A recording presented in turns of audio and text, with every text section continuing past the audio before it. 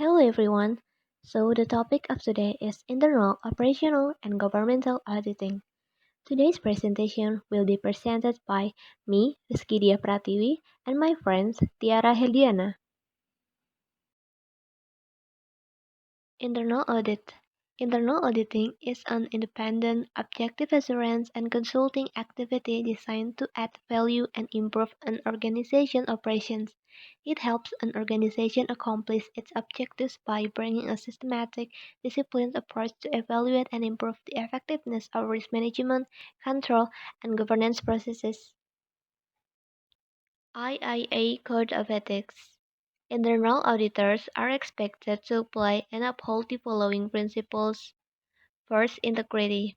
The integrity of internal auditors establishes trust and thus provides the basis for reliance on their judgment. Second, objectivity. Internal auditors are exhibit the highest level of professional objectivity in gathering, evaluating, and communicating information about the activity or process being examined. Third, confidentiality. Internal auditors respect the value and ownerships of information they receive and don't disclose information without appropriate authority unless there is a legal or professional obligation to do so. Fourth, competency. Internal auditors apply the knowledge, skills, and experience needed in the performance of internal audit services. IIA attribute and performance standards. There are three types of standards. Attribute standards address the attributes of organizations and individuals performing internal auditing. Performance standards describe the nature of internal auditing and provide quality criteria against which the performance of the services can be measured. Implementation standards expand upon the attribute and performance standards by providing the requirements applicable to assurance or consulting services. Relationship with external auditor. Although internal and external audit need to maintain clear boundaries and independence from each other, both function and complement one another. Therefore, it's beneficial for external and internal audit to maintain an appropriate, constructive, and free two-way dialogue. This relationship will ensure the coordinate efforts and share valuable information such as the internal audit program of work, the external audit management plan, the risk each function has identified, or change in legislation or regulation. This is a table of the distinct roles of internal and external audit. You can pause this video if you want to read it. Operational audit. The Institute of Internal Auditors. Definition of an operational audit is a systematic process of evaluating an organization's effectiveness, efficiency, and economy of operation under management's control and reporting to appropriate person the result of their evaluation along with recommendations for improvement. There are five phases of an operational audit. First is select audit, second plan audit, third perform audit, fourth report findings, and the last perform follow-up. Okay, next, we will discuss about governmental auditing. Government audits include all audits conducted by government audit agency and all audits of government organization. In some cases, government audits can cover a variety of specific program, activity, function, and funds. Audit of government organization are largely based on the concept that official and employee managing public funds are accountable to the public. Next, types of government audit. There are three types of government audits identified in the government auditing standard. The first one, financial audits. A financial audit is concerned with providing assurance about whether the financial statements are presented fairly and materially in accordance with generally accepted accounting principles, or in accordance with a comprehensive accounting basis other than GAAP. And the second, attention and judgment. Attention and judgment are concerned with examining, reviewing, or performing a great procedure on a subject matter or an assertion on a subject matter and reporting the result. And the third, performance audits. A performance audit provides an independent assessment of the performance and management of a program against objective criteria. Next, generally accepted government auditing standard.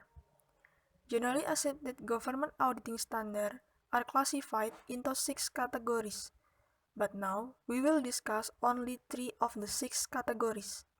The first one, general standard. General standard relate to the fundamental need to ensure the credibility of the audit result.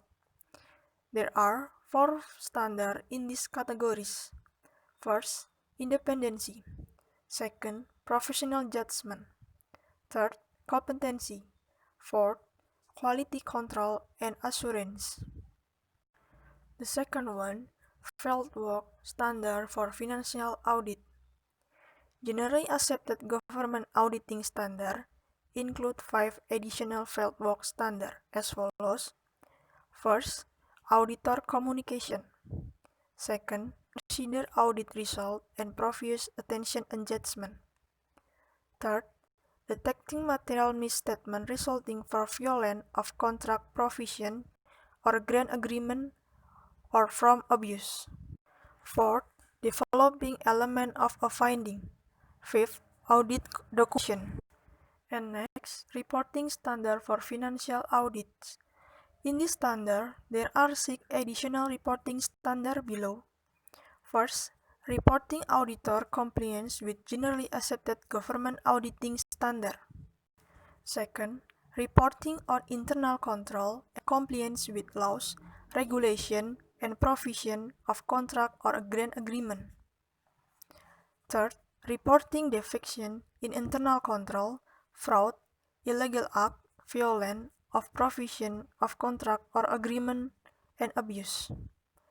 Fourth, reporting views of responsible official. Fourth, reporting privileged and confidential information. 6. Report issuance and distribution.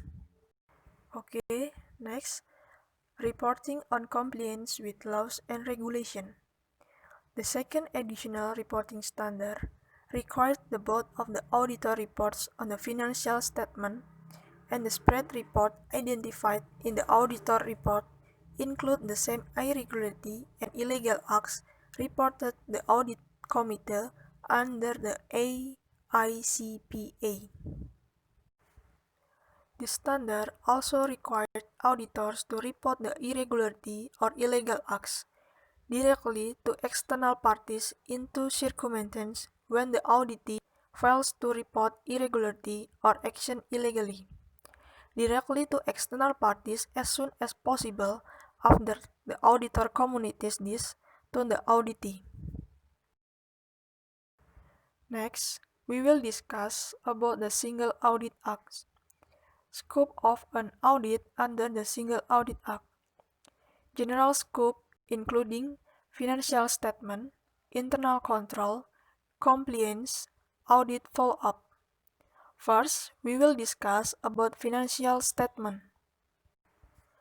In the financial statement, the auditor must determine whether in the auditee financial statement are presented fairly in all material respected in accordance with generally accepted accounting principle.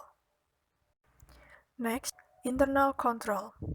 In internal control, the auditor is required to perform procedures to obtain an adequate understanding of internal control over the federal program, to plan the audit, to support underestimate level of control risks over significant program. And next, compliancy. Auditor required to determine whether the auditee has complied with laws, regulation, and contractual provision or grant agreement that may have direct and material impact on any significant program. Next, audit follow-up. Auditor must follow up previous audit findings and perform procedure to assess the reasonableness of summary release Audit finding prepared by the audit team. Report as current year audit findings. When the auditor concludes that the summary list of previous audit findings misrepresent the status of any material previous audit findings. And the last, reporting requirement. Reporting requirement consists of first, opinion of financial statement. Second, report on internal control. Third, report on compliance. Fourth, schedule of findings and question costs.